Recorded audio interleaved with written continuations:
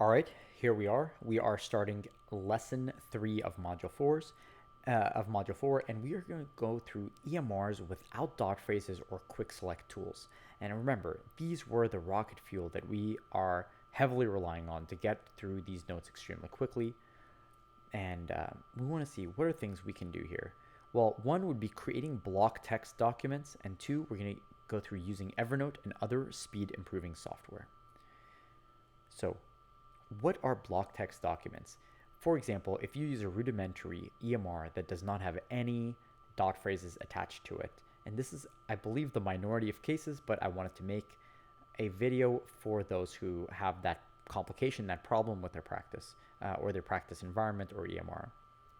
What you could do is create a block text of documents, a document, and send it to yourself in an email. You can pull that email up during your shift and use Control Find on your keyboard to find the dot phrases that you're looking for. In fact, I've included this in the resources section so that it can get you started and you would not have any holdbacks or hindrances to you having to document faster. And you can just email that to yourself and take it with you to your next shift. What are the cons of this?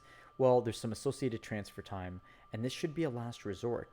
However, if you have nothing better, this is very viable as an option. The next thing is, what are other tools or using Evernote or peripheral dictation tools, and how can you use these tools to improve your documentation? Well, if you don't have any dot phrases, you don't have any way of documenting, and you would like to document right after seeing a patient, you're not able to get back to a computer, you can actually pull up an Evernote app on your phone, and you can open Evernote on your computer. Now, whatever you dictate into your phone will also populate into Evernote on your computer. And then you can copy and paste that into your patient's chart. Now, I used to do this in the past, and I would walk out of the room and I would open Evernote and dictate the patient's HPI.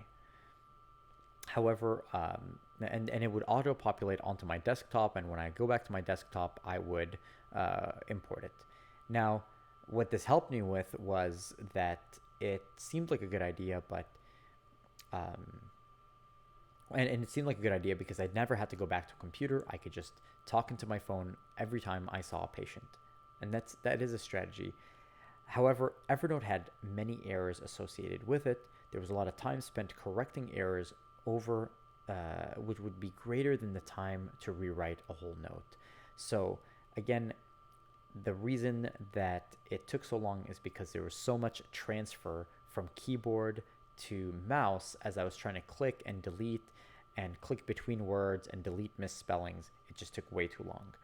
Again, dot phrases are going to be much faster than this, and building out your dot phrases is going to be much faster than this. And another option that is potentially possible, which I have not personally tried but I am aware of, is chartnote.com. So this is much like Evernote but has a medical focus.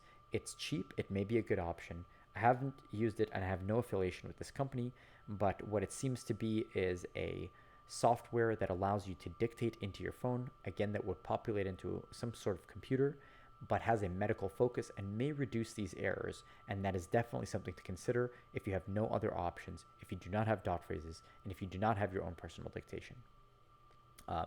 What I have found is it's usually a better option to just remember patients and see 3 patients and write 3 notes. Above that, then you may begin to have some cognitive burden and overload, and it might become hard to remember all these patients' histories. Again, I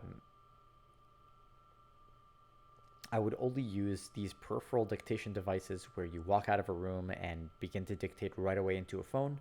If your everyday is extremely busy, there are no computers around you, and you never get to go back to a computer.